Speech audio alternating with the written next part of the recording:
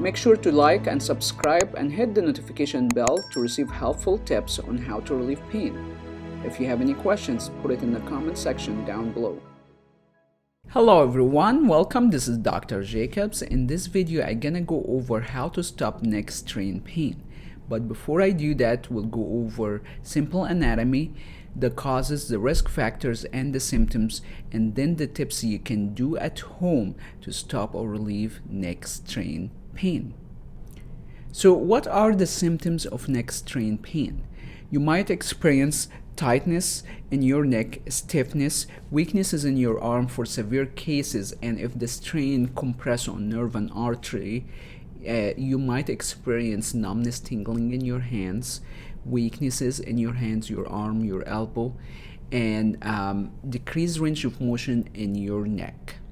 Some cases with severe strain that actually compress on the vertebral artery on the base of your skull that might cause a headache. So when you look in this image, you can see there's a lot of muscles that in the neck area that could be affected by a strain. The common ones are the trap, the splenius capitis muscles, and the levator scapula, especially if you have whiplash or falls or hit your head or from poor posture for a long time, and those are very common causes for neck strain pain. The other cause for neck strain is rheumatoid arthritis. If you have cancer or meningitis, that cause a strain in your neck area and that will develop that pain. The other risk factor could be from arthritis. As you can see in this image, this is normal vertebra, there's no arthritic change, and when you look to that image on the other side here, you see the arthritic change. So when you have arthritic changes like here, that could cause a strain in your muscle and cause a strain pain.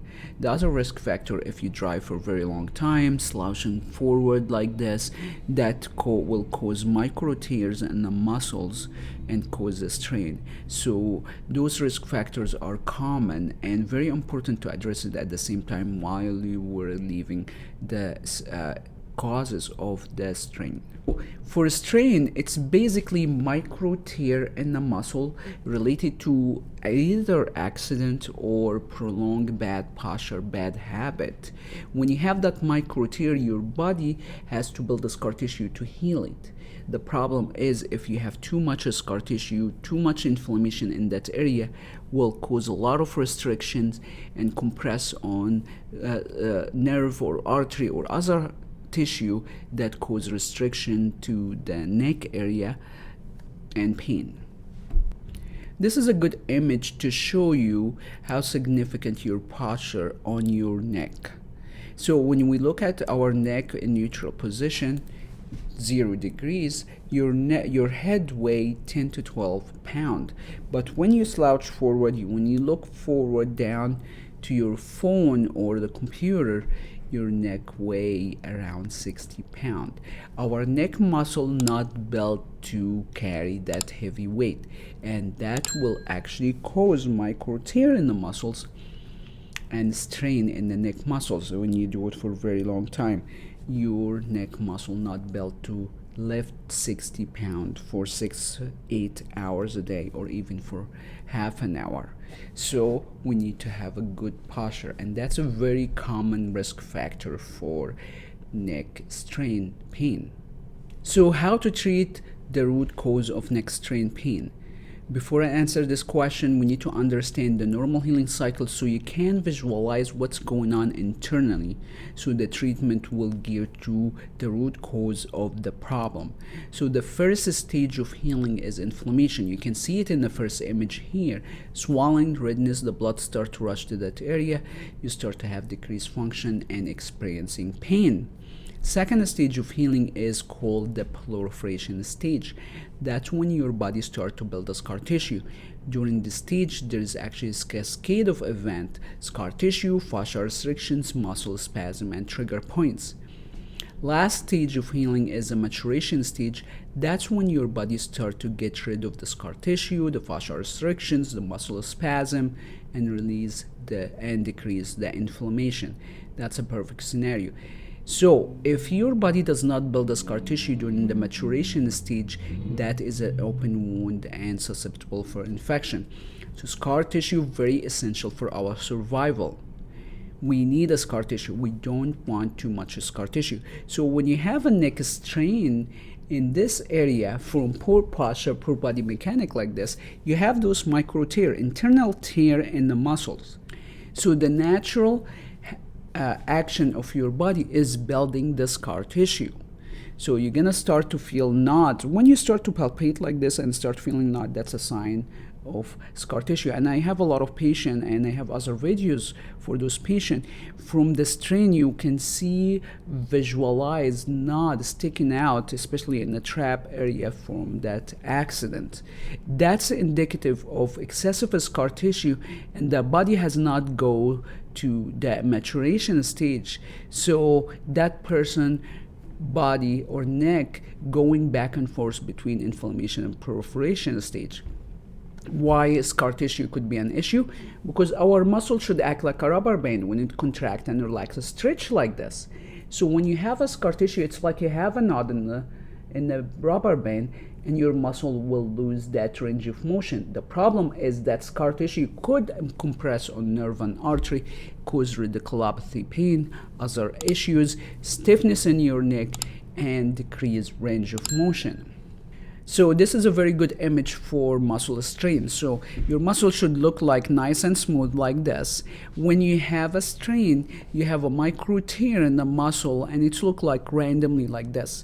Your body has to build the scar tissue like the last image here. The problem is with the excessive scar tissue that could compress on nerve and arteries and other tissue, and when you palpate it, you feel those knots. That is actually what causes symptoms of the muscle strain pain.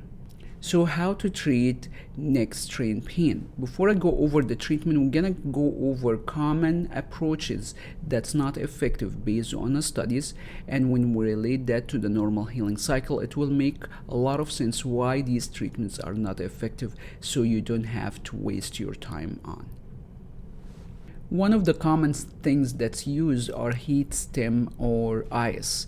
And when we look at the normal healing cycle, ice and stim and heat will not gonna do much to decrease inflammation or proliferation. If you're lucky, you will have a temporary pain relief.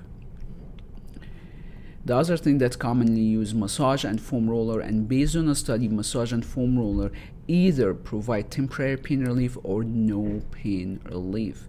And when we go over the anatomy of fascia and scar tissue, it will make a lot of sense why the massage and foam roller does not work. The problem is when you have inflammation, very fresh strain, and you massage it and you rub it with the foam roller, you're gonna inflame it more. The other thing that commonly used is stretching, and I personally do not recommend stretching because there is more harm from stretching than benefit.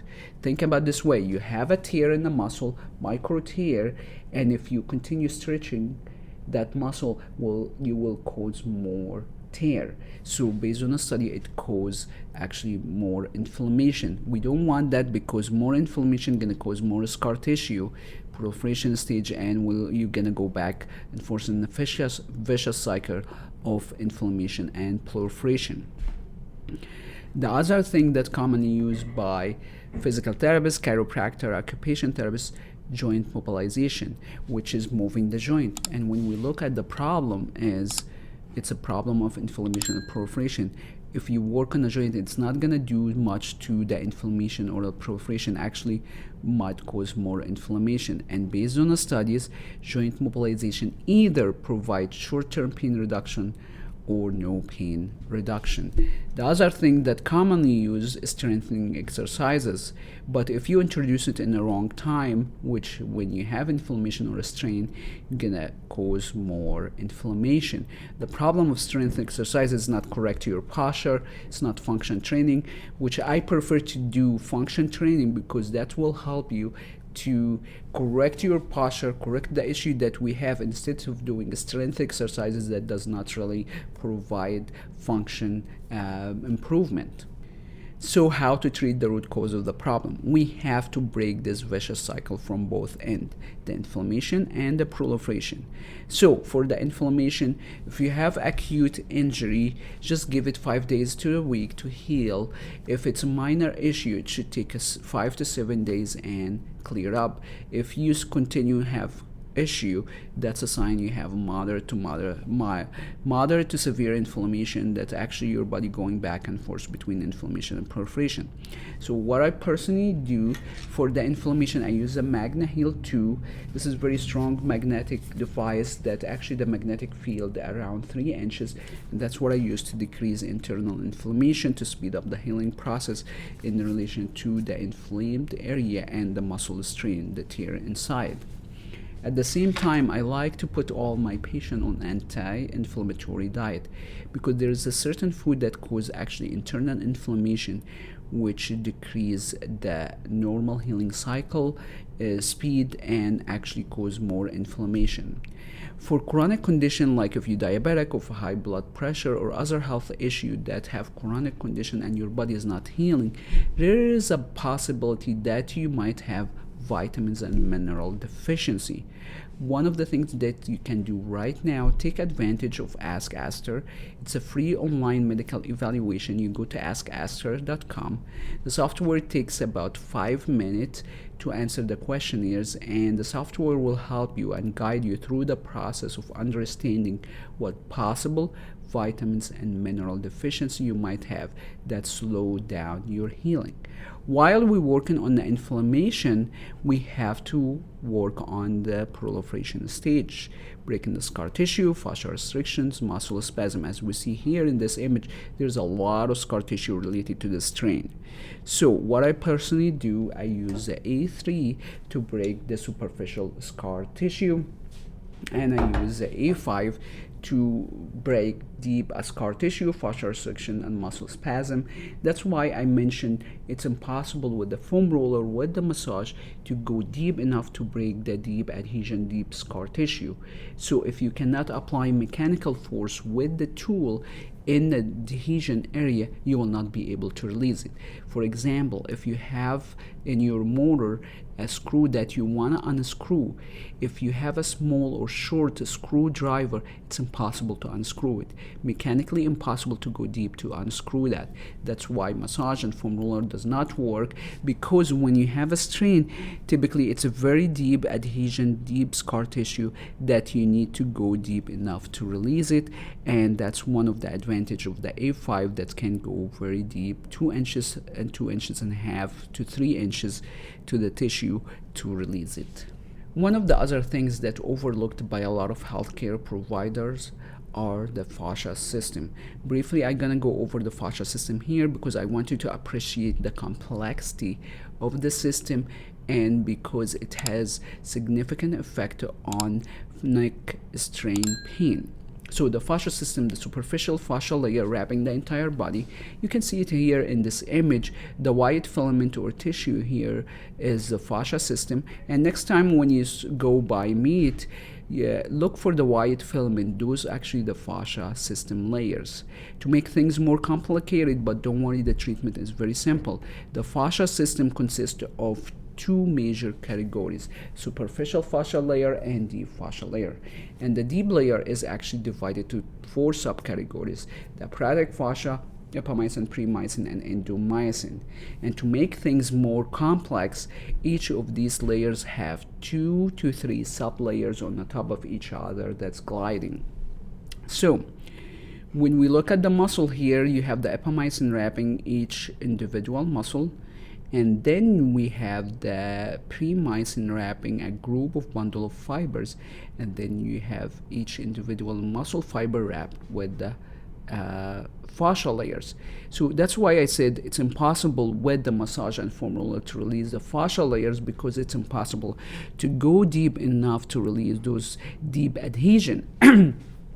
And most of the time, your scar tissue or adhesion causing the tissue to adhere together like several layers at the same time. You cannot pick and choose which layer to release it, because it's not going to give you full recovery for the issue. So what I personally use, I use the A1 to release superficial fascia layer, apparatic fascia layer, and I use the A5 to release the epimyocin, premiyocin, and endomyocin. So to sum it up, if you have a minor strain, it should take 5 to 7 days to clear up and everything back to normal. If you still have issue, you have a chronic issue that need to be addressed properly, like breaking down the inflammation stage and the proliferation stage vicious cycle. While we're working on that, you need to correct your posture, because as I mentioned before, that slouching forward, that could be one of the main causes. If you don't have injury like whiplash or fall or accidents, probably you have the neck strain because of your bad posture. So we have to correct your posture while working on inflammation and proliferation stage, doing core stabilization so you don't go back to your bad habit, so you're not causing more inflammation, more proliferation, or more strain. So we need to correct the neck posture, the core stabilization, while we're working on the inflammation stage, the proliferation stage, to get to the root cause of the problem and not causing it in the future. And that's conclude our video for how to stop or relieve neck strain pain. If you have any question or comment, leave it in the comment section. I will answer it in a future video. We'll see you soon.